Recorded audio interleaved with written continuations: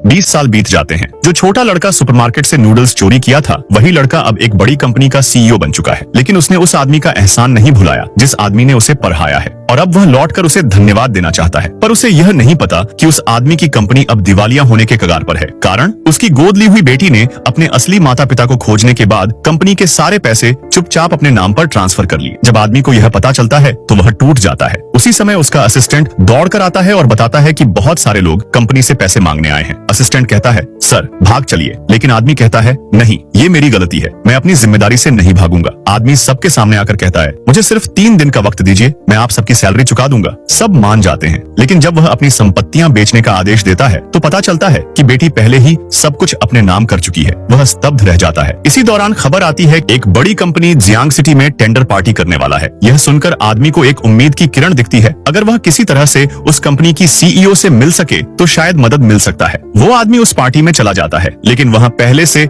उसका गोद लिया बेटी अपनी असली माँ और बाप के साथ वहाँ मौजूद थी। वहाँ वह आदमी को देख चिल्ला उठती है, तुम यहाँ क्या कर रहे हो? ये तुम्हारे जैसे लोगों की जगह नहीं है। फिर वह सिक्योरिटी को बुला लेती है और कहती है, ये आदमी बिना इनविटेशन के आया है। सिक्योरिटी उसे बाहर निकालने ही वाला था, तभी सीईओ खुद वहाँ पहुँचता है और उस आदमी से कहता है, चेन अंकल, कितने साल हो गए? आदमी हैरान होकर पूछता है, तुम कौन हो? सीईओ कहता है, मैं वही बच्चा जिसे आपने अनाथालय में पढ़ाया था। फिर सीईओ को उस गोद ली हुई लड़की की हरकतों के बारे में पता चलता है और वह उसे डांटता है, तुम जैसी नाशुक्रा लड़की ने उस आदमी को धोखा दिया जिसने तुम्हें बेटी माना। लेकिन लड़की अब भी उसे तिरस्कार भरी नजरों से देखती है और कहती है, तुम क्या कर लोगे? तुम्हारे पास तो कुछ नहीं है। देखो, ये मेरी घड़ी पूरे 50 लाख की है, तुम पूरी जिंदगी काम कर लो, फिर भी इसे नहीं खरीद सकते। सीईओ मुस्कुराता है और कहता है, अगर मैं एहसान चुकाने आया हूँ तो सबसे पहले तुम्हारे पिता की कंपनी का 30 मिलियन का कर्ज चुका देता हूँ। ये बोलकर सीईओ एक जोरदार थप्पड़ उसके गाल पर मारता है। तभी लड़की की असली पिता सिक्योरिटी से कहता है कि इस आदमी को सजा दो, लेकिन तभी मैनेजर सामने आता है और झुककर सीईओ को सलाम करता है। सब हैरान हो जाते हैं और कहता है, क्या तुम इस कंपनी के चेयरमैन हो?